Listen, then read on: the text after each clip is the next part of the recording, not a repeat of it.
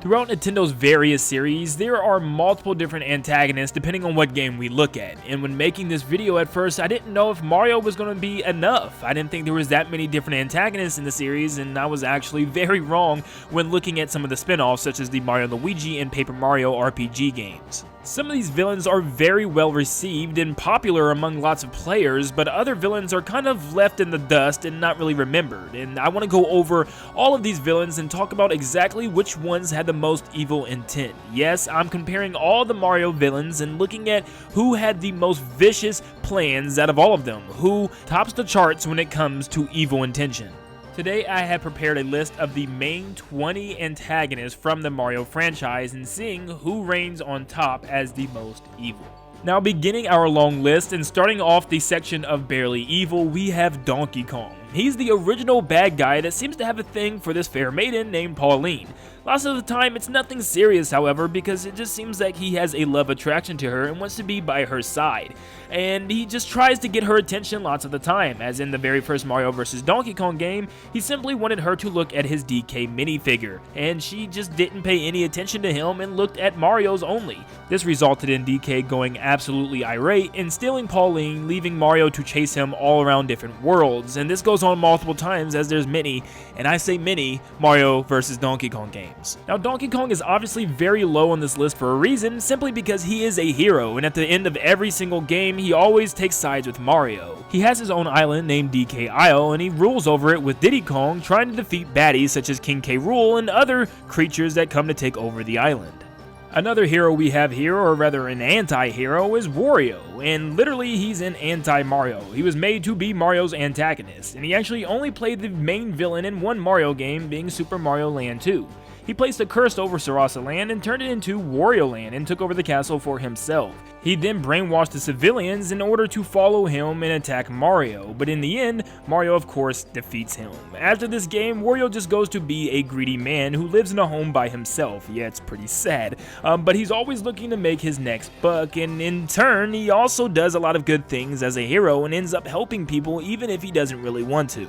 And in the games as of today, Wario's really no type of evil, but rather just mischievous, as in the spin-offs such as the Mario sports titles, he runs around with Waluigi and does some pretty childish things to screw up the fun. We finally get to our true first boss and first real enemy, being King Wart, the evil ruler of the Dream World Subcon. He creates nightmares to terrorize the land, and it's a very hard boss to place here because technically he isn't real. At the very end, Mario defeats him and he wakes up realizing that everything was just supposedly a dream that Mario had.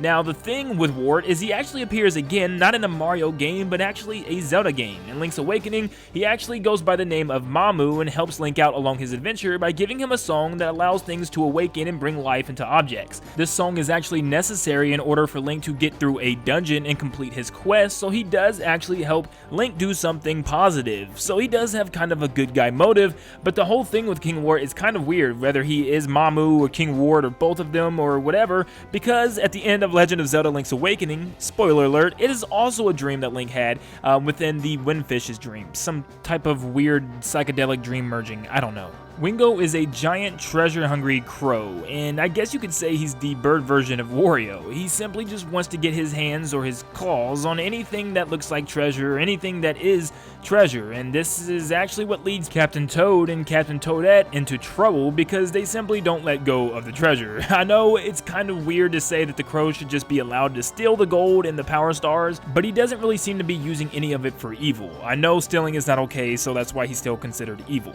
It's also worth noting that most of the enemies that he commands is from Bowser's army, so it does make me wonder if the two are in cahoots or not.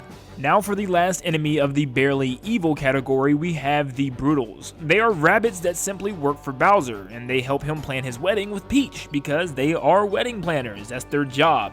They are a lot like the Koopalings and offer really nothing more but being the underlings to Bowser. They have a giant mech that they build to try to kill Mario, but it initially fails, and they seem to also work under Madame Brood's protection. But the relation is a little strange, however, because they're never really seen on stage at the same time or anywhere near each other together. We also don't know why they're doing this in the first place. Is Bowser giving them something in return, or are they just doing this out of pure evil intent? Now moving into the category of somewhat evil, we start off with Army Bro. He seems to be yet again another loyal servant to Bowser and does whatever is asked of him. The extent of his crimes is ransacking the castle and stealing Mario, Luigi, and a bunch of Toads. And yes, that means Peach must step up to the plate and save the day. Now, Army Bro is nothing more than a henchman and doesn't really do anything too despicable. The Koopalings for a while seemed to be Bowser's children. Even in the TV show they were portrayed as such, but it seems as if they're just random kids now that want to help out Bowser, and maybe he's paying them, I don't know. They seem to be kids ranging from age from very young like Lemmy to a lot older like Roy. Some seem to not take it very seriously like Wendy, and some are just very dumb and don't even realize what's going on half the time like Morton. To me, it seems as if Ludwig and Roy have the most fun torturing the plumbers and have the most mindset as to what is going on and the most maleficent intent as of every other kid. It's either a minor inconvenience or a leisure time activity for everybody else, it seems like. Kamek is once again an underling of Bowser and has served Bowser ever since he was a baby, and very well could be the true root cause of his evil. Yeah, I know Bowser's a baby and all, but yeah, he was kind of bratty, so maybe Bowser was just always evil. I don't know. He seems to be very devoted in his serving both Bowser and his son and does whatever it takes to get the job done, even helping to power Bowser up whenever he needs it. And if the game has a new Super Mario Bros. Anything in the title, you can expect Bowser to get big at the end thanks to Kamek. Spoiler alerts. Sorry. He also seems to really enjoy his job, or at least take it very seriously, because when he's watching after Junior, he always mentions how it's very important to keep him safe from the orders of King Bowser. And even when he's helping Bowser, and even trying to fight Mario, he seems to have a lot of fun. For instance, when he blasts Mario into the deep dark depths of space in the very beginning of Super Mario Galaxy, he seemed to laugh away and have quite enjoyment out of it. Out of everybody on this list, I think Tatanga has the least amount of information about him. All we know is he's a small purple alien that flies in with his army to Sarasa Land. He takes Daisy and he tries to control the entirety of the land, and yeah, that's about it. Now, that doesn't mean he's not evil because there's not a lot of information. For an alien to come into a land and try to take over, stealing a princess, there's a lot of stuff going on, and he has his own army. Now, Mario does defeat him rather quickly, and we never hear from him again, but it still is something nevertheless. If he does give Mario anything, it's definitely more girl problems. We now move away from a villain with a little bit of background to someone with a whole complete story. We are talking about Count Bleck, or Lord Bluemere.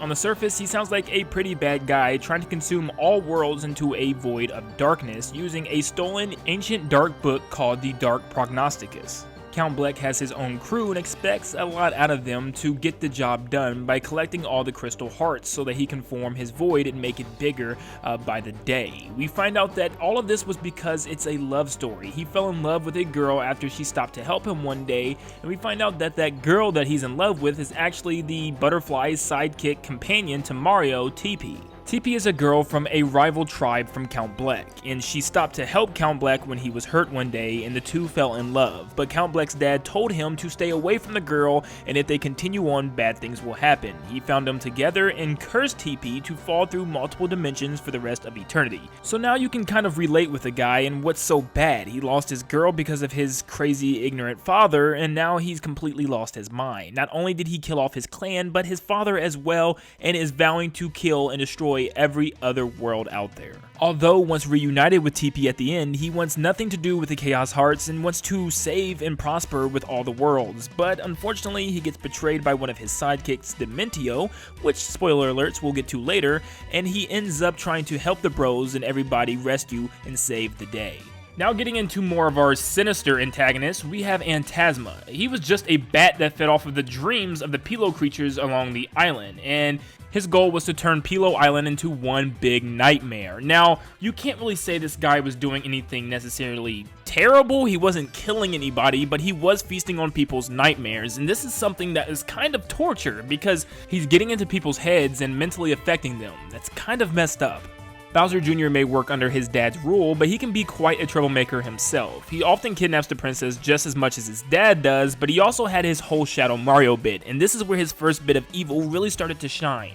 He framed himself as Mario and polluted the entirety of Isle Delfino, hurting the civilians and their homes, and like I said, making Mario seem like he's the one that did it all and framing him as a terrorist. It's kind of messed up. He created goo monsters and creatures and even buried the Piantas and Nokis within this goo just so Bowser Jr. and his dad could have a vacation with Princess Peach. This is just not okay. He also has his trusty clown car, which tries to hurt everybody around him, and he has his own mechs that he can pilot. Just like in the Mario Galaxy games, he's got Mega Leg, which is a giant robot with big legs trying to step and crush Mario on a small planet, and also Mega Hammer, which is just that, a robot with giant hammers. Now the big baddie himself, yes, it's kind of weird that he's all the way down on this list and not towards the top, but he's not too of a bad guy. He has some good morals, and sometimes you can see his true heart in some specific games, just like Super Paper Mario. But Bowser really has never killed anyone. He's all about kidnapping, as kidnapping the princess is something of a hobby to him. Yes, that's still wrong and it should never be done. Bowser has destroyed some towns and small villages, but he often helps bros sometimes in times of need, and that's something that you gotta put on the list and think about because he is helpful in certain situations and realizes that he needs the help in order to get his own rule back, and that's the only thing Bowser ever wants, is to have a small rule over the Mushroom Kingdom. He never really wants to take over the world, and maybe one time he wanted to take over the galaxy, okay, maybe twice, but that aside, Bowser really isn't too bad out of all the rest of the antagonists we have on this list. Sir Grotus is the leader of an alien species known as the X-Nauts. His main goal is to take over the world, but he needs the help and the power of the crystal stars. These stars will allow him to open the Thousand-Year Door, which is in the catacombs underneath the city of Rogueport. Behind this door lies ancient evils never seen before, and he needs to captivate these evils in order to team up with them and become the ultimate ruler of the world. He commands a grand army and has a lieutenant named Lord Crump who obeys every one of his commands. In the end, his arrogance and big-headedness, no pun intended, gets him killed because he tries to control the Shadow Queen herself, and she does not put up with that, and immediately banishes him from existence. Now moving from sidekick to the main antagonist of the game, Dementio from Super Paper Mario is kind of an evil guy. He realizes that Count Bleck is kind of losing his path here, and sees Count Bleck falling for this butterfly, which I think he already knows is his long-lost girlfriend, TP, and I think with this information in his head, he knows that the goal and the job must go through as planned, and he wants to create and go through with this ultimate destruction of worlds. His main goal is simply to control over the world and take over everything, what Count Bleck was seemingly going to do, but now he realizes that he must step up to the throne and do it himself. He was also in charge of some pretty terrible things, like creating a mind control plant where he controlled this group of cavemen called the Crag into doing his dirty work. In the end, he fuses himself with the Hearts and Luigi for some reason and turns into this terrible abomination. This guy is just creeped out and psycho. Now for our final 5 super evil characters, we start the list with King Boo. King Boo seems to be the pure embodiment of hatred and evil towards the bros. He really has no core intentions as to why he's so mean, he just doesn't like them. I really don't know why. His goal is to trap them in paintings and to never let them leave. King Boo often seems to also like to use torture tactics, which he scares the heck out of Luigi. For instance, he made a giant robotic version of Bowser at the end of the first game just to creep Luigi out enough for him to leave the mansion. He can even possess and control other ghosts to work for him by breaking a dark moon and also simply by using the power of his gem crown on top of his head. He even went out of his way to use Helen Gravely and her giant hotel of ghost friends to help him out and take down the bros, Princess Peach, and the Toads once and for all. The Shadow Queen doesn't have much of a background, but there still is lots of evil intent because she is nothing but an ancient evil that takes over a town that we now know as Rogueport. She threatened the entire existence of the world 1,000 years ago and created 3 dragons and 3 servants, the Shadow Sirens, to help her. She eventually was defeated and laid to rest, buried deep beneath the catacombs of Rogueport, until one day the leader of the X-Naut gang, Sir Grotus, awakens her. She wants humble servants to bow down and worship her and do whatever she says, and if you don't oblige, she will instantly wipe you from the face of the earth. That's how ruthless she is, and she will kill without hesitation. She also can possess bodies as she needs one to reach her full potential, and she possesses Peaches to become the evil Dark Queen that she is. From simply just being reawakened, she was able to consume the entire world into darkness in less than a minute. Cackletta, a resident of the Bean Kingdom, invaded the Mushroom Kingdom in disguise in a peace treaty sort of way, but in fact, she wasn't there for a peace treaty. She was there to steal Peach's voice to help her awaken the Beanstar, which needed like a special voice to awaken. It's a Mario game, okay? Story's not that deep. But she needed to control the kingdom, and the only way was the power of the star. She poisoned and infected Queen Bean and turned Prince Peasley into a dino monster, and after she was killed by Mario and Luigi, she requested her soul be kept and injected into Bowser so that she could possess Bowser and turn into Bowletta. She took over his castle, put it in the air, and rained down bullet bills into the civilians, and even killed lots of them as many were laying on the ground motionless. She also turned the students and professors at Woohoo University into sniffets and killed the rest. Yeah, she's pretty much turning people into zombie enemies out here, and then on top of all of this, she gave Bowser boobs, and we know that's not okay. Our runner-up for the most evil villain in Mario games is Fawful, the underling to Cackletta. He has a plan all alone to take over the Mushroom Kingdom, even as a minion. He's planned for many years to take over both Peach and Bowser's castle because he realized having both powers would gain him high advantage in battle. He creates a gang of enemies called the Fitness Friends and an army of mind-controlled Bowser enemies and Fawful-bots. He even drained Peach of her energy until close to death just so he could awaken the Dark Star, a powerful entity capable of bringing mass destruction to a society. He even fuses himself with this Dark Star just to stay alive long enough to kill off Bowser and the bros and just to have them dead because he realizes he's no longer capable of taking over. The Dark Star has already done so. He just wants to kill them and get them out of the way. At the very beginning of the game, he also sent a powerful plague to the Mushroom Kingdom and gave all the toads the blorbs, which was a disease that blimped them up into a giant sphere where they could roll around but they couldn't move. He ruined families and even ruined the entire kingdom, both Bowser's and Princess Peach's castles and their armies. And in the process, even awoke an ancient evil, just like Sir Grotus. We are now on our #1 most evil Mario villain, Princess and Elder Shrew. They are alien invaders looking for a new planet, so they come to the Mushroom Kingdom in the Mushroom Kingdom's past, but then end up invading in the present thanks to Egad's time machine. Elder Shrew was luckily trapped by Peach in the beginning, but it doesn't stop her younger sister, Princess Shrew, from going absolutely berserk. She takes out a whole mushroom village and even shoots and kills and mows down toads right in the middle of the street, even with kids present.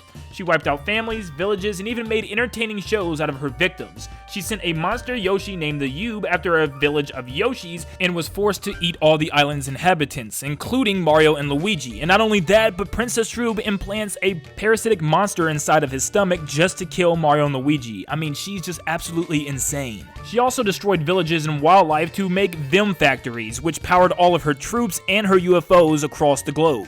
Princess Shrew never wanted anybody to follow after her or to obey her. She just wanted to wipe everybody out, and that was it. No questions asked. Elder Shrew is just as powerful, with a magical crown to warp her body into this giant alien tentacle-inhabited being, and it's just crazy. But both of these princesses are evil in their own right, and they want nothing more but to destroy all life so that they and their army and their civilians can have somewhere to live.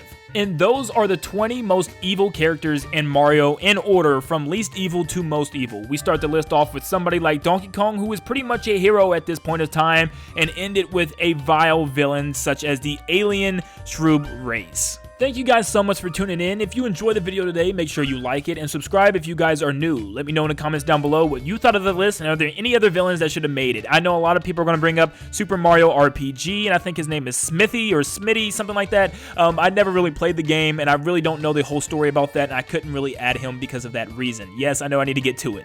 Thank you guys so much for tuning in, and like always, stay tuned for more updates on everything Nintendo. Thank you guys so much for tuning in, and I'll see you in the next one. See you guys.